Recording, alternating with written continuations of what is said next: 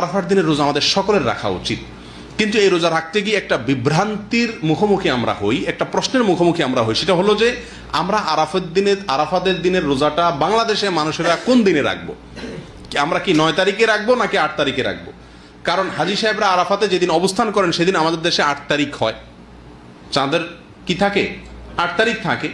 তো আমরা কি হাজী সাহেবরা আরাফাতের মধ্যে অবস্থান করছেন সেদিকে তাকায় 8 তারিখেই রাখবো, নাকি হাজী সাহেবরা সৌদি আরবে যেহেতু 9 তারিখে আরাফাতের ময়দানে অবস্থান করছেন অতএব ওই 9-এর দিকে তাকে আমরা 9 তারিখে রাখবো? এটা নিয়ে একটা ধোঁয়াশা, একটা প্রশ্ন আমাদের ভেতরে কম বেশ আছে। এই প্রশ্নের উত্তরে আমরা কি করব সে করণীয় ক্ষেত্রে আমি সংক্ষেপে বলতে চাই, এক্ষেত্রে ওলামায়ে কেরামের দুটি মত আছে এবং দুইটা মতই গবেষণামূলক। এর কোনোটাই কোনো হাদিস থেকে স্পষ্টভাবে সমর্থিত না, বরং উভয় মতই যার যার বুঝ এবং গবেষণা লব্ধ। কোনোটিকেই সঠিক বা ভুল এটা বলা বুদ্ধিমানের কাজ হবে না।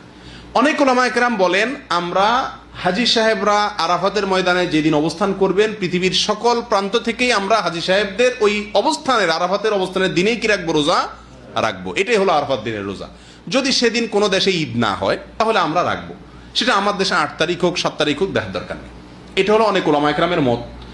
অনেক ওলামায়ে কেরাম বলেন না, আমরা 9 তারিখে রোজা রাখবো আমাদের দেশে, সেটা হাজী সাহেবদের আরাফাতে অবস্থানের পরের দিন হয়, অর্থাৎ এদেশে সৌদি আরবে ঈদের দিন হয়, ওই দিন আমাদের দেশে 9 তারিখ, আমরা 9 তারিখে রাখবো। কেন?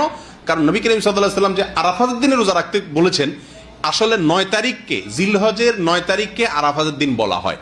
এখানে তারিখটা হলো উদ্দেশ্য, আরাফাতের দিন এটা হলো শুধুমাত্র নাম। জিলহজের 10 তারিখে ইয়মুন নাহর বলা হয়, জিলহজের 9 তারিখে ইয়মে আরাফা বলা হয়, জিলহজের 8 তারিখে ইয়মুত তারবিয়া বলে। এগুলো হলো এই দিনগুলোর এক একটা নাম। যেহেতু নবী সাল্লাল্লাহু আলাইহি ওয়াসাল্লাম আরাফার দিন রোজা রাখতে বলছেন, অতএব 9 তারিখে রাখবেন, এরকম একটা মত ওলামায়ে কেরাম বলেন।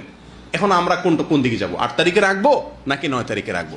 আমি বলি, যেহেতু কোনো মতের পক্ষেই সুস্পষ্ট কোনো হাদিস নাই, অতএব আমাদের জন্য সবচেয়ে যুক্তিসঙ্গত হলো দোনো দিন রাখা, 8 তারিখে এবং 9 তারিখে রাখা। কারণ জিলহজের 1 থেকে 9 তারিখ পর্যন্ত এর প্রত্যেকটা দিনই আমাদের কম বেশ রোজা রাখার চেষ্টা করা উচিত।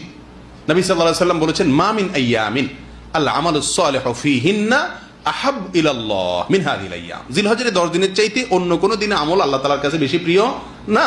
এইজন্য ওলামায়ে কেরাম বলেন যে এই 10 দিনের প্রথম দিনগুলো, ঈদের দিন বাদে প্রথম দিনগুলো প্রত্যেকটা দিনই কি রাখা উচিত? নফল রোজা রাখা উচিত। তবে বিশেষভাবে হাদিসে নির্দেশ হলো কিসে? আরাফাতের দিন রাখার জন্য। অতএব আমরা যদি 8-9, আমাদের দেশের লোকেরা 8-9 উভয় দিন আমরা রোজা রাখি জিলহজের, তাহলে সেক্ষেত্রে সন্দেহাতীতভাবে আরাফাতের দিনের রোজা রাখা আমার হয়ে যাবে।